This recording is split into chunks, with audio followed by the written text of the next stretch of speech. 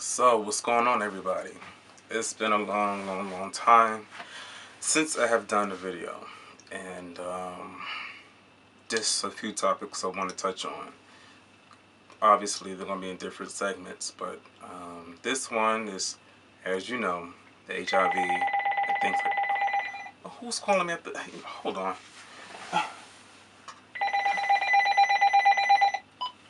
Hello. Hey, Devon. Can I call you back? I'm in the middle of doing a segment.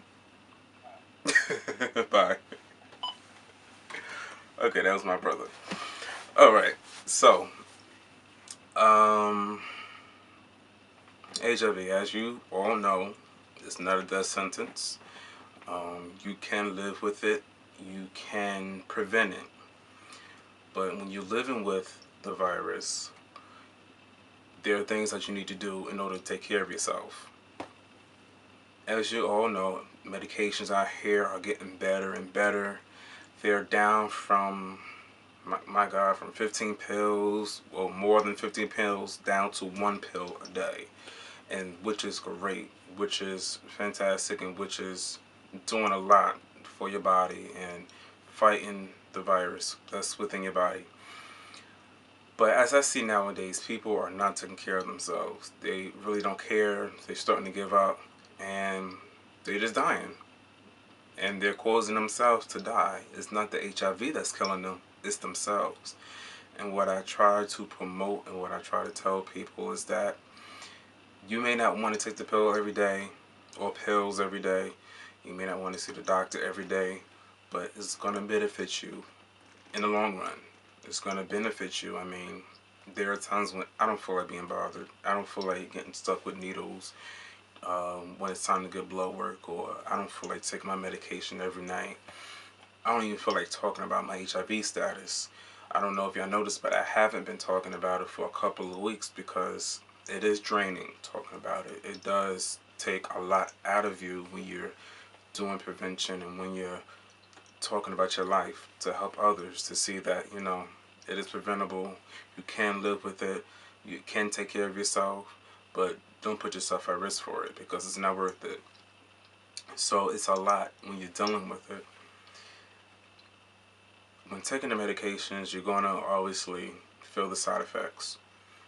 Your body's trying to get used to it. Your body is like, hold up, what's this coming up in here? What? This not on the VIP list. But what you don't know is that it's there for HIV. It's there for AIDS. It's there to fight it away, to keep it down, keep it on the low, on the DL, and it's there to benefit you. I just want people to know that you can continue to live even though that you've been told that you're positive. You know, even though you're positive, your life can be more positive.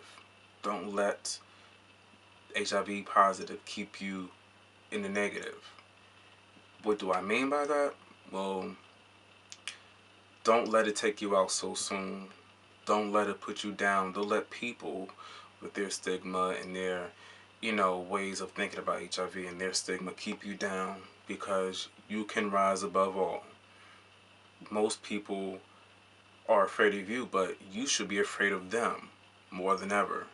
Your immune system is compromised now. People have germs, they cough, they'll get sick themselves. You can get sick easily just hanging around them. But they're, like I said, vitamins, medications. I mean, you got things out there that can keep you healthy. You got things out there that can just keep you going. People go towards spiritual, they pray, go to church, they read. I mean, there's a lot that you can do to bring your self-esteem back up, to bring your self-worth back up, because, like I said, it's not worth dying before your time. And there were times when I almost gave up. There were times where I didn't feel like taking the medications. I stopped taking it for a few days. I didn't want to talk to my case manager. I didn't want to talk to my doctor. Even though I work in the field of outreach and trying to get people back into care, I wasn't taking care of myself.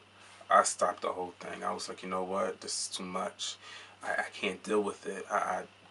I don't know if I can keep on going with this or not, but I know that I have a life to live. I'm only 24. I have more years to come. I'm not even thinking about that whole 2012 theory. God will come back when he come back, okay? But I'm not going to allow myself to go into the ground early. Sometimes when you're dealing with HIV, there's complications, you develop other stuff, but that only happens when you don't take care of yourself. That only happens if you're taking a medication and it doesn't work for you. That's why they have genotype. They have the genosure. They test your blood up against all various of medications, and it will tell you if it works or not. That's why it's so important to talk to your doctors. Let them know the side effects. Let them know if you feel the difference within your body. Let them know that, you know what, I don't know if this regimen is working for me because I'm having these problems, I'm having that problems.